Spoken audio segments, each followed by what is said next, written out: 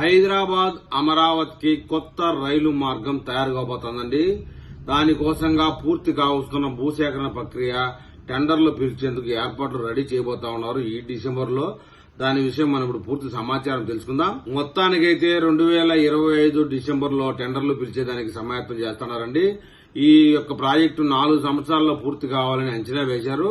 దీనికోసంగా 2300 కోట్లు వ్యయం అవుతుందని అంచనా కూడా వేశారు.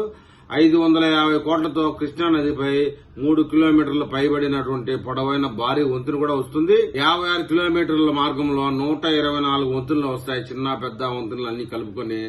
ఇక హైదరాబాద్ అమరావతి మధ్య కొత్త రైల్వే లైన్ నిర్మాణానికైతే రంగం సిద్దమైందని చెప్పక తప్పదు. భూసేకరణ ప్రక్రియ పూర్తి కానుండడంతో టెండర్లు పిలిచేందుకు కూడా అధికారులు ఏర్పాట్లు చేస్తా ఉన్నారు. ఈ ప్రాజెక్టులో భాగంగా కృష్ణా నదిపై నిర్మించాల్సిన భారీ వంతెనకు విడిగా టెండర్లు పిలుస్తారట. డిసెంబర్ లో కొత్త లైన్ నిర్మాణ పనులు ప్రారంభించబోతున్నట్లుగా చెప్తున్నారు. 4 ఇది పూర్తి కావస్తుందని కూడా సమాచారం ఇస్తా ఉన్నారు. ఎక్కడి నుంచి ఎక్కడి వరకు అనే విషయం వెళ్తే ఈ యొక్క రైలు నిర్మాణం హైదరాబాద్ అమరావతి మధ్య తొలుత పిడుగురాల మార్గంలో కొత్త లైన్ నిర్మించాలని ప్రతిపాదించారు. కానీ కొన్ని కారణాల వల్ల దాన్ని ఉపసంహరించుకుని కాజీపేట విజయవాడ లైన్ తో అనుసంధానించాలని నిర్ణయించారండి. కాజీపేట విజయవాడ లైన్ లో మధిర సమీపంలోని ఎర్రుబాలెం స్టేషన్ నుంచి కొత్త లైన్ ప్రారంభమవుతుంది.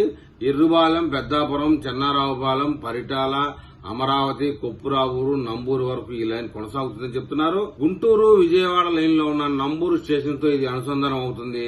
ఈ నిడివి 56 కిలోమీటర్లుగా ఉంటుంది. ఇటు కాజీపేట విజయవాడ లైన్, అటు గుంటూరు విజయవాడ లైన్, ఈ రెండింటిని అనుసంధానిస్తూ మధ్యలో కొత్త గ్రీన్ ఫీల్డ్ లైన్ నిర్మితమవుతుందన్నమాట. హైదరాబాద్ నుంచి అమరావతికు వెళ్లాలంటే సికింద్రాబాద్ స్టేషన్ లో బయలుదేరే రైలు కాజీపేట మీదుగా ఖమ్మం, మధిర, ఇల్లుబారం వరకు వెళ్లాలి. ప్రస్తుతం ఉన్న లైన్ లో వెళ్లి అక్కడ నుంచి కొత్త మార్గంలోకి మళ్లీ పెద్దాపురం, పరిటాల మీదుగా అమరావతి చేరుకోబోతుందని చెప్తా ఉన్నారు. అక్కడి నుంచి ముందుకు సాగి ప్రస్తుతం ఉన్న గుంటూరు విజయవాడ లైన్ తో అనుసంధానమై విజయవాడ చేరుకుంటుంది. ఈ 2 పాత లైన్లను అనుసంధానించడం వల్ల చాలా రైళ్లను ఇటు నుంచైనా దారి మళ్లించే అవకాశం కూడా కలుగుతుందని చెప్తా ఉన్నారు. ప్రస్తుత మార్గాల్లో సామర్థ్యానికి మించి రైళ్లు నడుస్తున్నందున ఈ కొత్త మార్గం అందుబాటులోకి వస్తే కొంత ఉపశమనం కలుగుతుందని ప్రయాణికులు రైళ్లకే కాకుండా సరుకు రవాణా రైళ్లకు కూడా ఇది ఎంతో ఉపయోగకరంగా ఉంటుందని చెప్తా ఉన్నారు. అందులో ప్రత్యేకించి భారీ వంతెనలు కూడా వస్తాయట. ఈ మార్గంలో కృష్ణా నదిపై భారీ వంతెనను నిర్మించనున్నారు. అమరావతి, పరిటాల సెక్షన్ల మధ్య వడ్లమాను, కొత్తపల్లి గ్రామాలను అనుసంధానిస్తూ కృష్ణా నదిపై దాదాపు 3 కిలోమీటర్ల పైబడి నిడివితో ఈ వంతెన నిర్మిస్తారని చెప్తా ఉన్నారు. 55 స్పాన్స్ తో ఉండే ఈ వంతెన నిర్మాణానికి 550 కోట్ల రూపాయలు ఖర్చు కానుంది. విజయవాడలో కృష్ణా నదిపై ఉన్న రైల్వే వంతెన కంటే ఇది చాలా పెద్దది కావడం విశేషమని చెప్తా ఉన్నారు. దీనికి అయ్యే వ్యయం అయితే చాలా భారీ అనే చెప్తా ఉన్నారు.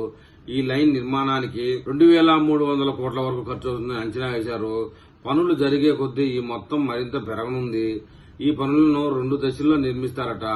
ఫేజ్ 1 వచ్చేసి నంబూరు, కొప్పురావూరు 5 కిలోమీటర్ల పరిధి, కొప్పురావూరు, అమరావతి 12 కిలోమీటర్ల పరిధి. ఇక ఫేజ్ 2 విషయానికి వచ్చినప్పటికీ ఎర్రుబాలెం, పెద్దాపురం 5 కిలోమీటర్లు, పెద్దాపురం, చెన్నారావుపాలెంలో 4 కిలోమీటర్లు పైబడి, చెన్నారావుపాలెం, పరిటాల 8 కిలోమీటర్లు పైబడి, పరిటాల, అమరావతి వచ్చేసి 20 కిలోమీటర్ల పైబడి ఉంటుందండి.